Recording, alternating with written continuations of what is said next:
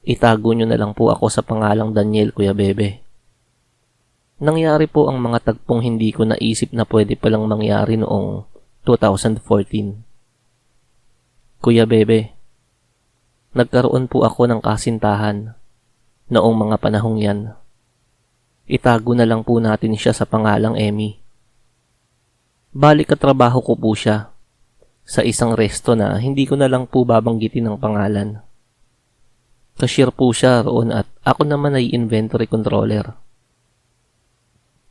Naka-assign po siya sa counter at ako naman ay mas madalas na tumambay sa office ng resto o di naman kaya ay sa stock room para mag-inventaryo ng mga paggalaw ng produktong ginagamit sa pagluluto ng mga pagkain.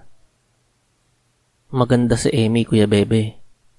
Sa unang araw nga niya ay marami na sa mga kasamahan namin ang umaaligid dito. Paano ba naman ay sobrang puti kasi niya.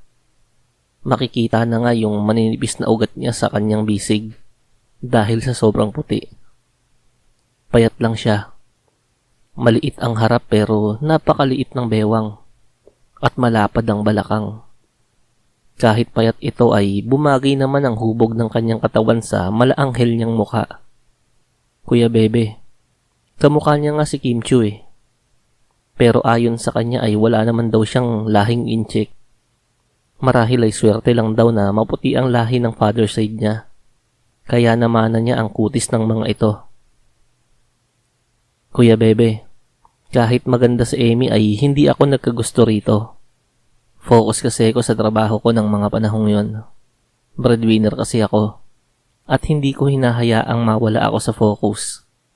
Lalong-lalo na kung babae ang magiging dahilan. May pangarap kasi ako, Kuya Bebe. Gusto ko sanang ma-promote at tumaas ang sahod. Sa isip-isip ko ng mga panahon na yon ay magi-girlfriend lang ako kapag naging supervisor na ako at nakabili ng bahay. Kahit na yung rates lang, yung masasabi kong akin talaga. Pero Kuya Bebe, sadya talagang kapag hinadya ng kapalaran ay hindi ka na makakahindi. Sa tuwing nagbe-break si Emmy sa trabaho ay doon siya tumatambay at kumakain sa stockroom. Palaging masarap ang ulam niya, Kuya Bebe. Base sa kung papaano siya magkwento ay mukhang galing ito sa may kayang pamilya. Nahiya tuloy akong sabayan siya sa pagkain dahil lang palagi kong ulam ng mga panahong yun ay tortang talong. Yun lang kasi ang mura sa palengke. Hanggang isang beses ay nahuli ako ni Emmy na kumakain ng baon ko sa loob ng stockroom. Sinabayan niya akong kumain. At nang makita niya ang baon kong tortang talong ay nakiusap ito na magpalit daw kami ng ulam. Ang ulam niya noon, Kuya Bebe, ay beef steak. Sino ba naman ako para tumanggi sa masarap na ulam niya? Nang pumayag ako ay inilagay niya sa plato ko ang lahat ng ulam niya. At kinuha niya naman ang lahat ng tortang talong ko. Mula ng araw na yun ay palagi na kaming sabay kumain. Hindi dahil sa gusto ko siyang kasabay, Kuya Bebe. Kundi lagi kasi siyang naikipagpalit ng ulam sa akin. Paborito niya pala ang tortang talong. Kuya Bebe, ewan ko ba, pero naging malapit kami sa isa't isa. Sinabi niya pa sa akin ng harapan na kung magbo-boyfriend daw siya, gusto niya ay katulad ko. Sa isip-isip ko ay nagustuhan niya siguro ako dahil ako lang ang nag-iisang lalaki sa trabaho namin na hindi nagpakita ng motibo sa kanya. Napapadalas din yung paghawak niya sa ulo ko at paggulo ng pagkakaayos ng buhok ko. May mga pagkakataon din na kumukunyabit siya sa braso ko kapag uwian na. Hinahayaan ko na lang yung mga bagay na yun, Kuya Bebe. Iniisip ko na lang na magkaibigan kami at ganoon siya magpakita ng pagmamahal sa isang kaibigan. Isang beses, Kuya Bebe, habang nag-aayos ako ng stock sa stockroom ay pumasok siya. Sinabi niya sa akin na kung pwede ko raw bang ipatong sa itaas ng rack yung isang malaking kahon na nakalapag sa sahig. Sinunod ko naman yun dahil ang akala ko ay hihiga siya sa pinaglalagyan ng kahon. Nang mailagay ko na sa itaas ng rack ang kahon ay bigla niya akong hinalikan sa labi.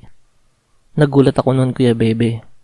Umatras ako kaagad para hindi na matuloy pa sa kung ano man ang pangyayaring yun. Natatakot kasi ako na baka makita kami sa CCTV. Paniguradong matatanggal kaming dalawa. Hindi ako pwedeng mawala ng trabaho, Kuya Bebe. Ako kasi ang bumubuhay sa pamilya ko. Hindi ko ipagpapalit ang makakain kami ng 3 beses sa isang araw ng dahil lamang sa isang hindi maingat na aksyon. Agad kong tinignan ang CCTV camera sa kisame ng stockroom. Naiintindihan ko na. Nakaharang ang kahon, nakakalagay ko lamang sa ibabaw ng rack. Hindi makikita sa camera kung ano man ang gagawin namin sa loob ng stockroom na yun. Muli ay hinagkan ako ni Emmy. Mariin, matagal. Pero hanggang doon lang. Pareho naming alam na anumang oras ay maaaring may kasamahan kami sa trabaho na pwedeng biglang pumasok sa stockroom. Kung ikakandado naman namin yun mula sa loob ay mahahalatang mayroon kaming ginagawang kakaiba. Pareho na lang kaming nagpigil ng kung anumang init na nararamdaman namin. Kapag nagkakaroon kami ng pagkakataon ni Emmy na kaming dalawa lang sa stockroom ay palagi kong inilalagay ang kahon sa itaas ng rack para maharangan ng CCTV camera. Kapag ganoon ay matagal na paglalapat ng aming mga labi ang nagaganap.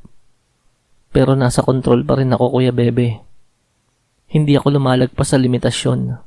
Dahil anumang oras ay baka may makahuli sa amin at maging dahilan pa ng aming pagkatanggal sa trabaho. Sumapit ang katapusan ng buwan ng Marso, Kuya Bebe. Dahil nga ako ang inventory controller ay kailangan kong pumasok ng sobrang aga. Ibinigay na sa akin ni manager ang susi ng pinto ng resto para ako na ang magbukas. Nang sa gayon ay mas maaga kong matapos ang pag-iimbentaryo. Kinaumagahan nga, 3:00 pa lang ng madaling araw ay nagtungo na ako sa resto. Laking gulat ko nang nakita kong nakatayo sa tapat ng pinto si Emmy. Sinabi niya sa akin na nalaman niya raw mula sa manager na maaga akong papasok ngayon. Kaya inagahan niya rin ang pagpasok niya. Wala akong nagawa kundi ang papasukin din siya ng resto. Kuya Bebe, dahil walang tao bukod sa aming dalawa ay palaging nakabuntot sa akin si Emmy. Panayang yakap nito sa likod ko na naging dahilan kaya hindi ako makapag-focus sa pag-iimbentaryo. Dahil sa unti-unti na akong nakaramdam ng init ay agad kong tinungo ang opisina. Pinatay ko ang CCTV na naroon. Sumunod sa akin si Emmy at sinabi ko sa kanyang pinatay ko na ang CCTV kung kaya't lagot siya sa akin. Dahil makaaganti na ako sa lahat ng ginawa niyang pagpapainit sa akin.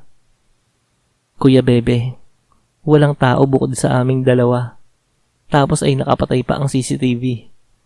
Wala na akong nakikitang dahilan para magkontrol sa sarili. Hinanap namin ang labi ng isa't isa. Ang aming mga kamay ay tila mga manlalakbay na pinupuntahan ng lahat ng nais puntahan. Unti-unti naming tinanggal ang lahat ng sagabal sa aming dalawa. Sa kauna-unahang pagkakataon ay kinuha ko sa kanya ang isang bagay na matagal niya nang iniingatan at nais ibigay sa akin. Kuya Bebe, noong araw pong yun ay nalaman kong ako ang naunang binigyan niya ng kanyang iniingatang yaman. Ginanahan ako dahil doon, Kuya Bebe. Ilang ulit naming ginawa ang bagay na yun. Sa office, sa stockroom, sa CR, at hanggang sa kusina. Pinuno namin ng pagmamahal ang bawat bahagi ng resto. Kung makapagsasalita nga lamang ang mga kagamitan doon ay paniguradong mapapamura ang mga yon dahil sa labis na inggit na nararamdaman. Makailang beses naming naabot ang dulo bago ko ipagpatuloy ang aking pag-iimbentaryo. Siya naman ay nakatulog ng mahimbing sa stockroom. Kinaumagahan ay nalaman ng manager namin na maaga ring pumasok si Emmy. Bagaman hindi nakita sa CCTV ang mga ginawa namin ay nakita naman roon ang sabay naming pagpasok sa resto. Pinapili kaming dalawa kung sino ang gustong lumipat ng ibang branch. Ganoon kasi roon, Kuya Bebe. Kapag may magkarelasyon na empleyado at masyado nang malapit sa isa't isa ang mga yun ay pinapalipat sa ibang branch ang isa. Ako na ang nagpresentang lumipat. Kasalanan ko rin naman. Nawala ako sa kontrol dahil sa init na nararamdaman. Noong una ay nananatiling maayos ang relasyon namin ni Emmy. Bagaman at magkaibang branches ng resto ang pinapasukan namin ay palagi ko siyang sinusundo. Hanggang sinabi nito sa akin na wag ko na raw siyang masyadong sunduin para nang sa gayon ay may oras pa akong makapagpahinga matapos ang trabaho. Ginawa ko naman ang nais niya. Pero isang beses, hindi ako nagsabi sa kanya na susunduin ko siya. Kitang-kita ko mula sa labas ng resto na masyado silang malapit ng isa sa mga katrabaho niya sa pinanggalingan kong branch. Hindi ko namumukaan ang lalaking yun. Maaaring bagong pasok na empleyado lamang. Naghaharutan ng mga ito. Iniisip ko na lang na ganoon naman talaga sa mga magkakatrabaho. Natural lang ang magharutan. Naghintay pa ako ng kaunti hanggang sa uwian nila. At paglabas nila ng pinto ay para akong binuhusan ng malamig na tubig dahil sa nasaksihan ko. Yung kaninang lalaking kaharutan niya ay nakaakbay sa kanya. Nakakapit naman siya sa bewang nito. Isang mabilis na halik ang iginawad ng lalaki sa kanya. At walang kahit anong pagtanggi ang makikita sa kilos ng aking kasintahang si Emmy.